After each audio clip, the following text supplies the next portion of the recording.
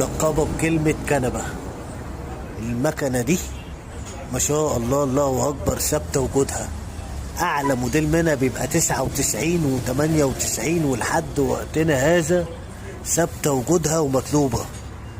المكنة دي جاية صيانة، مشكلتها إن صاحبها بيرملها ويركب عليها، والمكن ده ما ينفعش يتعمل كده، يعني ما ينفعش يتعمل كده فيه، ما ينفعش تزق وترملها في الشارع كده، انت بتهين حاجة اسمها ياباني.